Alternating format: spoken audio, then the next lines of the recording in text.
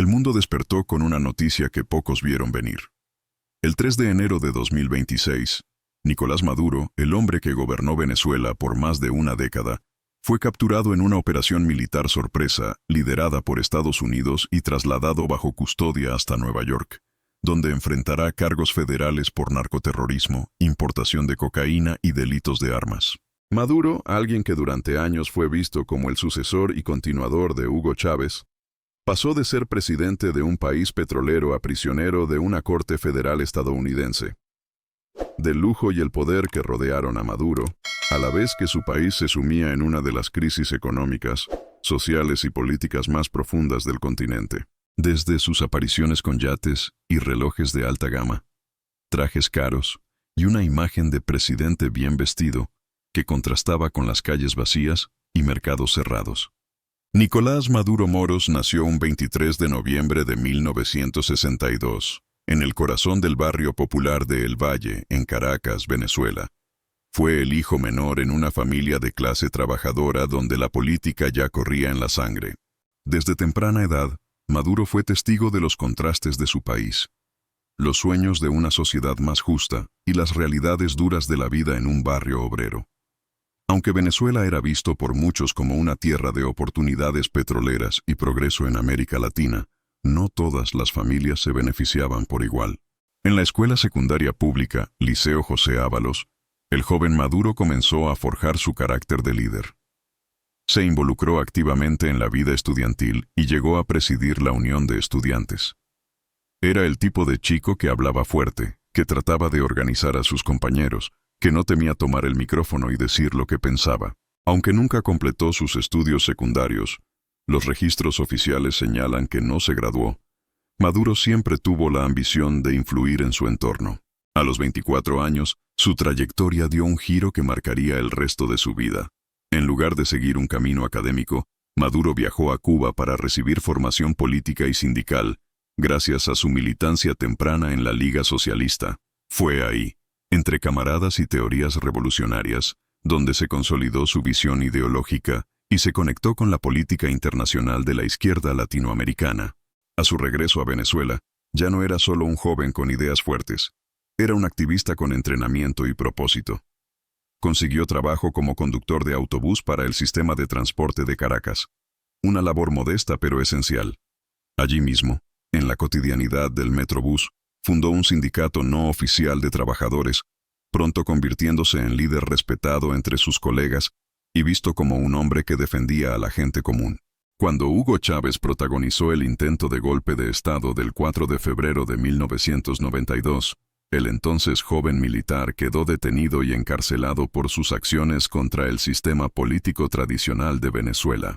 Su liderazgo carismático y su mensaje populista calaron hondo en las bases del país, y desde el momento en que fue capturado, generó una ola de simpatizantes que exigían su liberación. En ese contexto, Nicolás Maduro se adentró en la política más allá de las calles de Caracas. Militante de la Liga Socialista y activista sindical desde finales de los años 80 y principios de los 90, fue uno de los que comenzó a exigir la liberación de Chávez desde la sociedad civil y los sectores que buscaban un cambio profundo en Venezuela. Fue precisamente durante ese periodo que el destino político y personal de Maduro se entrelazó con el de Cilia Flores, una abogada venezolana con un perfil marcadamente político. Flores, quien ya militaba en los círculos de apoyo a Chávez, se encargó de la defensa legal del líder preso, argumentando su liberación y gestando alianzas con quienes compartían la visión socialista de cambio. Tras la liberación de Chávez en 1994, la revolución tomó impulso. En 1997 se funda el movimiento Quinta República, MBR, que serviría como la plataforma política para que Chávez ganara la presidencia en 1998. Y en ese movimiento, el ascenso de Maduro fue constante. Elegido diputado en 1998, y más tarde, parte de la Asamblea Constituyente que en 1999 reescribió la Carta Magna venezolana, preparando el terreno para instaurar el proyecto bolivariano que cambiaría, para siempre, la política del país. Este ascenso no se detuvo ahí. Para 2000 Maduro ya era un miembro permanente de la recién formada Asamblea Nacional de Venezuela, elegida tras la Constitución de 1999. Su reputación como un operador sólido y obediente le permitió presidir la Asamblea Nacional en 2005, un cargo clave dentro del entramado político chavista. No pasó mucho tiempo antes de que Chávez lo promoviera a ministro de Relaciones Exteriores en 2006, dándole un rol aún más visible en la política internacional y en el proyecto bolivariano. Conforme el chavismo se fue consolidando en el poder, también comenzó a tomar forma una dimensión menos visible, más oscura y profundamente polémica: el mundo del misticismo, los rituales y las creencias espirituales que, según múltiples testimonios, rodeaban al círculo íntimo de Hugo Chávez y, más tarde, a Nicolás Maduro. Dentro de este universo aparece una figura recurrente en los relatos: Sai Baba, un gurú indio seguido por millones de personas en todo el mundo, asociado con ideas de espiritualidad, energía, milagros y poder mental. En el chavismo, la política no solo se discutía en asambleas o discursos públicos, también se hablaba de energías, protección espiritual, señales cósmicas y rituales de poder. Uno de los episodios más controversiales, y hasta hoy rodeado de rumores, surge cuando Hugo Chávez es diagnosticado con cáncer en 2011. Dentro y fuera de Venezuela comenzaron a circular versiones no oficiales que hablaban de trabajos espirituales, pactos místicos y pagos energéticos asociados al mantenimiento del poder político. No existen pruebas médicas, científicas ni judiciales que respalden estas versiones. Sin embargo, el simple hecho de que estas ideas circularan dentro del poder revela hasta qué punto el chavismo mezcló política, fe, simbolismo y superstición. Cuando Nicolás Maduro asumió la presidencia tras la muerte de Hugo Chávez en 2013, muchos vieron en él al continuador del proyecto bolivariano. Sin embargo, con el paso de los años, lo que algunos describieron como un liderazgo socialista comenzó a transformarse en algo que millones de venezolanos identificarían como un gobierno autoritario. Desde los primeros años de su mandato, la crisis económica, la escasez de alimentos, la represión política y las irregularidades electorales provocaron un descontento que rápidamente se volcó a las calles. Las manifestaciones, especialmente aquellas protagonizadas por la oposición y por los ciudadanos que exigían una salida democrática, fueron respuestas directas a lo que muchos percibían como un giro autoritario del régimen. Mientras las calles se llenaban de voces de protesta, Maduro no solo ocupó el cargo de presidente, heredó al Estado venezolano una acumulación casi absoluta del poder. El Palacio de Miraflores, sede principal del Ejecutivo en Caracas, se volvió más que un símbolo presidencial. El uso de la fuerza para dispersar protestas, las detenciones de líderes opositores y la percepción de resultados electorales manipulados alimentaron la idea de que el país estaba bajo un poder autoritario capaz de ignorar el descontento social. A diferencia de lo que muchos pensaban al principio, que Maduro sería un presidente austero como lo había sido Chávez en apariencia, con el paso del tiempo el entorno del poder se vio rodeado de rumores, cambios constantes de residencia y tensiones diplomáticas que alteraron incluso la vida privada del mandatario. Uno de los lugares tradicionales vinculados a la presidencia, aún después de Chávez, es el Palacio de Miraflores, donde históricamente se encuentran oficinas ejecutivas e instalaciones oficiales. También sigue existiendo la Casona, una antigua residencia presidencial usada para fines protocolares o ceremoniales, aunque en épocas recientes había sido reconvertida en espacio cultural. Durante los últimos años de su mandato, especialmente ante las crecientes amenazas y sanciones de Estados Unidos, que acusaba al régimen de corrupción, narcotráfico y violaciones a derechos humanos. Este clima de tensión internacional, unido al rechazo interno y las tensiones sociales, alimentó, aún más, la narrativa de que Venezuela se encontraba sumergida en una escalada de autoritarismo, aislamiento y confrontación global, obligando a Maduro a moverse entre estrictas medidas de seguridad, su búnker en el palacio, y residencias personales o instalaciones controladas por el Estado. Consolidado ya en la presidencia, Nicolás Maduro no gobernó solo. Con el paso del tiempo, su círculo más cercano, incluida su familia, comenzó a ocupar espacios clave dentro del Estado venezolano, generando una de las críticas más repetidas contra su gobierno: el nepotismo. Entre todos los nombres, uno destacó por encima del resto: Nicolás Ernesto Maduro Guerra, conocido públicamente como Nicolásito, su hijo.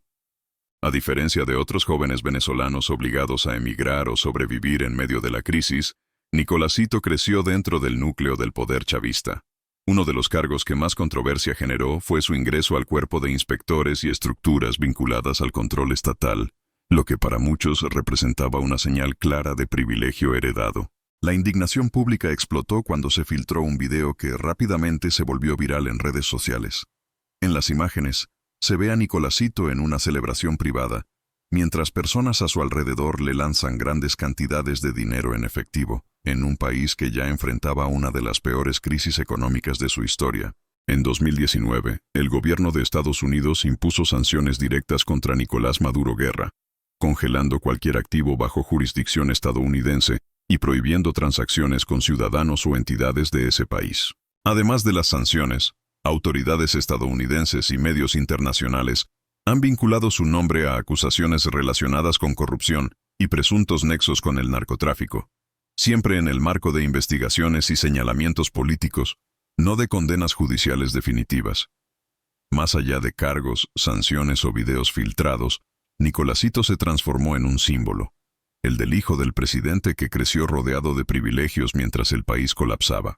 Y mientras millones de venezolanos cruzaban fronteras buscando sobrevivir, los hijos del poder permanecían protegidos, intocables, moviéndose dentro de un sistema diseñado para no rendir cuentas. Con el paso de los años, el nombre de Nicolás Maduro dejó de aparecer únicamente en discursos políticos y actos oficiales.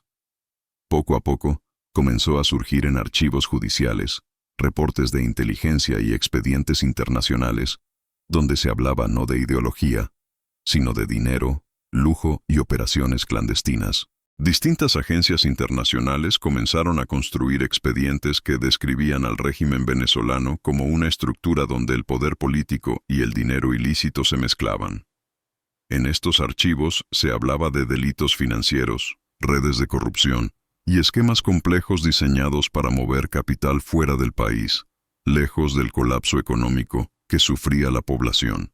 Mientras Venezuela atravesaba apagones, escasez y migración masiva, informes y filtraciones comenzaron a describir lujosas fiestas privadas vinculadas al entorno del poder. En algunas de estas filtraciones aparecían referencias a autos de lujo, incluidos Ferrari y otros superdeportivos, vistos en zonas exclusivas o en propiedades asociadas a figuras del régimen. Para muchos, estas imágenes reforzaban la percepción de una élite que vivía en una burbuja blindada. Otro elemento que llamó la atención de analistas y medios internacionales fue la imagen personal del mandatario. Apariciones públicas con relojes de alta gama, trajes exclusivos y visitas a tiendas de lujo fuera del país contrastaban con el discurso socialista que promovía austeridad e igualdad. Los relojes se volvieron un símbolo, piezas que, para muchos expertos, no coincidían con los ingresos oficiales de un funcionario público y que alimentaron sospechas sobre el origen de los recursos. A partir de 2017 y con mayor fuerza en 2019, Estados Unidos y otros países anunciaron el bloqueo de bienes, cuentas y activos presuntamente vinculados a Maduro y a su círculo cercano. Las sanciones señalaban la existencia de empresas fantasma para lavar dinero, ocultar activos y mover capital a través de terceros países. Estas compañías, registradas en paraísos fiscales o a nombre de intermediarios, habrían servido para disfrazar el origen del dinero y proteger fortunas frente a sanciones internacionales. Uno de los episodios más impactantes ocurrió cuando Estados Unidos incautó un jet corporativo blanco, vinculado al entorno del poder venezolano. Según autoridades estadounidenses, la aeronave habría sido utilizada para transportes no autorizados y operaciones ilícitas. Este jet se convirtió en un símbolo internacional, no solo del lujo del poder, sino del nivel de confrontación entre Maduro y Estados Unidos. Para ese punto, la narrativa internacional ya estaba definida. Un gobierno aislado, acusado de corrupción, lavado de dinero y narcotráfico, enfrentando sanciones, bloqueos y confiscaciones.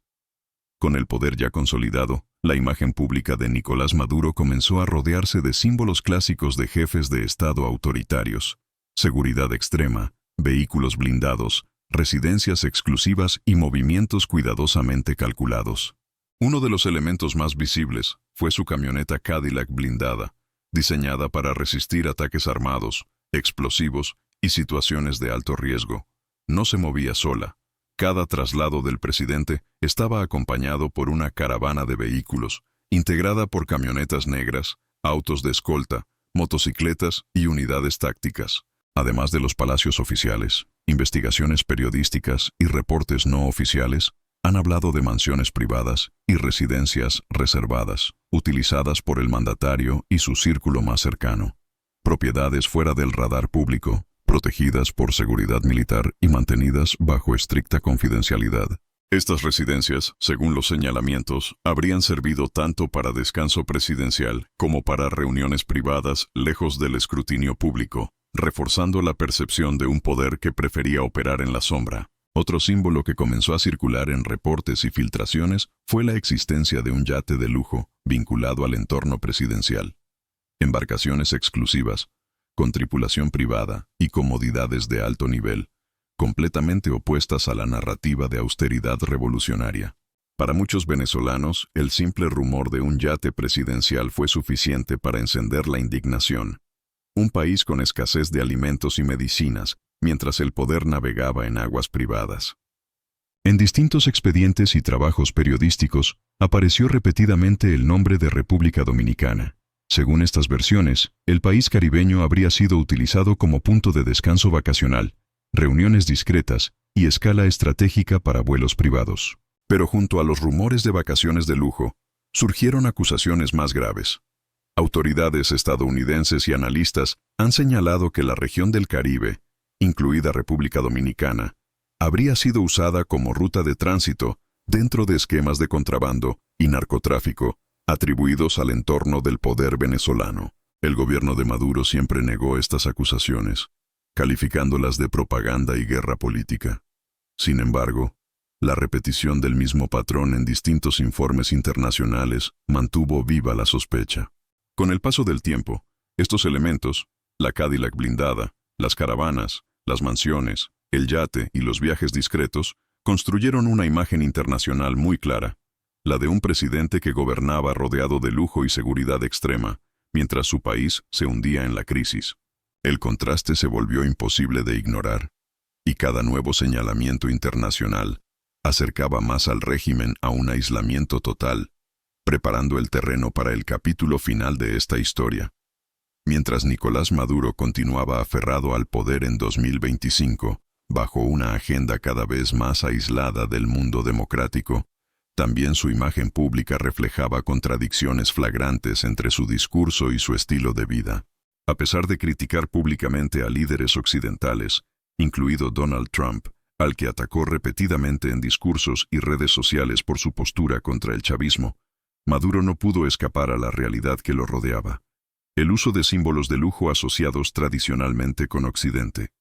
Entre ellos, empezaron a circular versiones e imágenes que lo vinculaban con posesión de artículos costosos, como relojes de alta gama de origen suizo, un par de artículos que para muchos simbolizan riqueza extrema y exclusividad. La caída de Maduro aceleró las acciones internacionales en su contra. Tras su captura, Suiza anunció el congelamiento de todos los activos que pudiera tener ese exmandatario y asociados, en cuentas bancarias y estructuras financieras ubicadas en ese país europeo. El objetivo de esta medida fue prevenir la salida de activos potencialmente ilícitos, y se mantendrá vigente por al menos 4 años. Suiza no detalló el monto de esos activos, pero esta acción se sumó a sanciones previas y al creciente cerco global. Antes de su captura, investigaciones y acciones de autoridades estadounidenses habían confiscado activos valorados en cientos de millones de dólares, incluyendo jets privados, mansiones en el extranjero, vehículos, joyas y cuentas bancarias, como parte de una estrategia para desarticular redes de corrupción y narcotráfico asociadas al régimen. Entre esos bienes se mencionaban propiedades en el Caribe, como mansiones en República Dominicana, y flotas de aeronaves de lujo, algunas de las cuales fueron aseguradas por las autoridades, dado que se sospechaba que estaban siendo utilizadas no solo como símbolo de estatus, sino también como parte de rutas logísticas que podrían haber beneficiado a organizaciones criminales vinculadas con el narcotráfico regional. El acontecimiento que marcó el final de esta era fue la operación militar y judicial del 3 de enero de 2026, ordenada por el entonces presidente de los Estados Unidos, Donald Trump. En una acción relámpago en Caracas, fuerzas especiales estadounidenses detuvieron a Maduro y a su esposa, Cilia Flores, y los trasladaron a Nueva York para enfrentar cargos federales por narcoterrorismo, narcotráfico y tráfico de armas, entre otros delitos presentados en tribunales de Manhattan. La captura fue descrita como rápida y eficiente. Para muchos observadores, solo tomó unas pocas horas desde que se ejecutó la orden hasta que Maduro estaba bajo custodia, marcando una de las extracciones más sorprendentes de un jefe de Estado en la historia reciente de América Latina. El ascenso y la caída de Nicolás Maduro resumen un ciclo turbulento en la historia de Venezuela. Desde la promesa de cambio social hasta la concentración del poder, pasando por el aislamiento internacional, acusaciones de corrupción y un estilo de vida que contrastó con la miseria de millones de venezolanos. Su caída no solo representa el derrumbe de un hombre, sino también el colapso de un modelo político que prometía justicia y terminó enfrentando sanciones, bloqueos de bienes y un juicio internacional. Las consecuencias de su régimen, económicas, sociales y políticas, seguirán marcando a Venezuela por décadas. Este no es solo un relato de un líder y su gobierno, es la historia de un país y su gente. Si quieres entender más, educarte y mantenerte informado sobre cómo los líderes y las decisiones de poder impactan en la vida cotidiana de las naciones, suscríbete, comparte este video y profundiza en cada capítulo que hemos explorado juntos. Tu voz también cuenta. Sé parte del cambio y nunca dejes de cuestionar, aprender y actuar.